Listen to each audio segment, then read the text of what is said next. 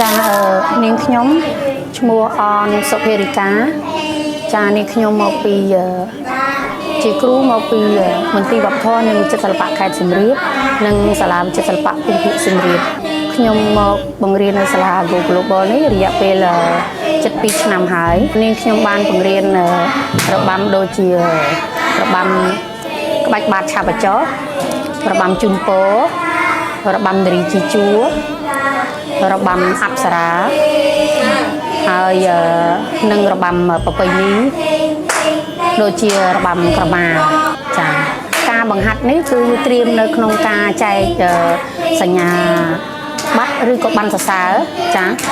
ចែកនៅប័ណ្ណសរសើរដែលបងប្អូនបានរៀនកន្លងមកចាយើងមានការត្រៀមសម្ដែងនៅក្នុងកម្មវិធីចែកនៅប័ណ្ណសរសើរនេះចំនួន2របាំដែរចាខ្ញុំគិតថា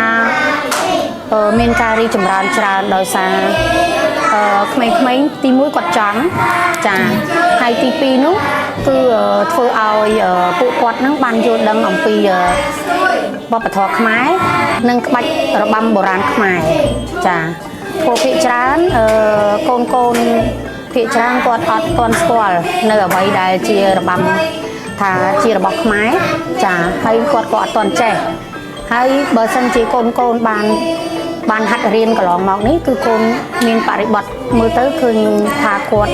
មានការប្រសើរឡើងគាត់យល់ដឹងច្រើនចាទាំងអរិយាប័ត្រចាមានអត្ថប្រយោជន៍ច្រើនចាបើសិនជាបងជាអាណាព្យាបាលបើសិនជាបងចាប់អារម្មណ៍តែគួរតែចាប់អារម្មណ៍ដែរព្រោះដោយសារនេះគឺជាវប្បធម៌របស់ខ្មែរយើងទី1ទី2ចង់ឲ្យកូនបានស្គាល់និងយល់ដឹងអំពីប្រវត្តិសាស្ត្រអំពីវប្បធម៌របស់ខ្មែរអំពីរបាំរបស់ខ្មែរចាអ្វីដែលជារបស់ខ្មែរចាឲ្យគាត់បានយល់ដឹងហើយគាត់បានចេះអញ្ចឹងចង់សំណូមពរដល់គ្រប់សាលាទាំងអស់មិនថាសាលាអន្តរជាតិឬសាលាជាតិទេបើសិនជាមានបញ្ចូលនៅរបាំខ្មែរនៅក្នុងកម្មវិធីរបស់សាលាគឺពិតជាល្អគឺដើម្បីឲ្យកូនសិស្សទាំងអស់នោះគាត់បានយល់ដឹងអំពីសិល្បៈរបស់បុរាណរបស់ខ្មែរជាចុងក្រោយនេះខ្ញុំសូមថ្លែងអំណរគុណចំពោះលោកនាយកសាលា Go Global ដែលបានផ្ដួចផ្ដើមនៅកម្មវិធីដាក់បញ្ចូលនៅក្បាច់របាំបុរាណខ្មែរនេះដោយមានការគ្រប់គ្រងអំពីលោកពូប្រធានមូលសភាពនៃមន្ទីរវប្បធម៌ចិត្តសិល្បៈខេត្តសៀមរាបចាគាត់បានសហការ